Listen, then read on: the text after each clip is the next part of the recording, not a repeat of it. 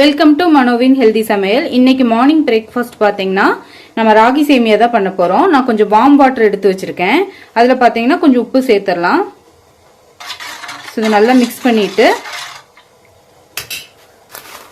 ராகி சேமியாவை இது கூட சேர்த்துருங்க.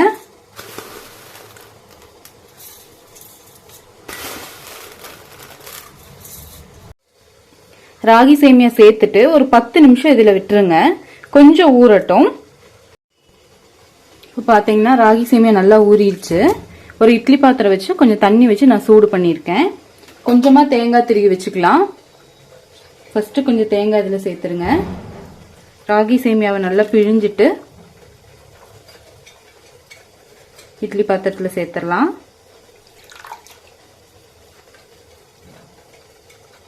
ஒரு 10 நிமிஷம் ஊற வச்சு செய்யும் போது நல்லா உதிரி உதிரியா நமக்கு கிடைக்கும்.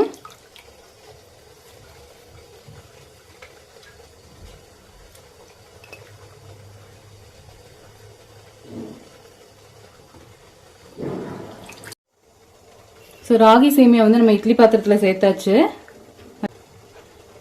தேங்காய் கொஞ்சம் சேர்த்துருங்க, டேஸ்டா இருக்கும். இதை வந்து மூடி போட்டு ஒரு 15 நிமிஷம் நல்லா வேக வச்சிடலாம்.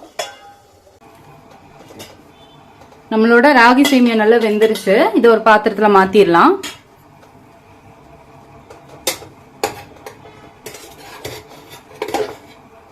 நம்மளோட ராகி சேமியா நல்லா சுட சுட உதிரியா நல்லா சாஃப்டா ரெடி ஆயிடுச்சு. இப்ப பாத்தீங்கன்னா உங்களுக்கே தெரியும், நல்லா சாஃப்டா உதிரி உதிரியா ரெடி ஆயிடுச்சு. இதே மெத்தட்ல பண்ணும்போது நமக்கு ஒரு சூப்பரான மார்னிங் பிரேக்ஃபாஸ்ட் கிடைச்சிடும். ரொம்ப ஈஸியா பண்ணக்கூடியதுதான். இது கூட நம்ம நாட்டு சர்க்கரையோ இல்லைன்னா தேங்காய் பாலோ இல்லைன்னா இதை தாளிச்சும் கூட நம்ம சாப்பிட்டுக்கலாம். ஸோ ரொம்ப ஹெல்தியான டேஸ்டியான ஒரு ராகி சேமியா வந்து நம்ம ரெடி பண்ணிட்டோம். ஆரோக்கியமாக சமைங்க, சந்தோஷமாக சாப்பிடுங்க. இது மாதிரியான ஹெல்தியான சமையல் குறிப்புக்கு மனோவின் ஹெல்தி சமையலை ஃபாலோ பண்ணுங்கள். அடுத்து ஒரு நல்ல வீடியோவில் பார்க்கலாம். Bye bye.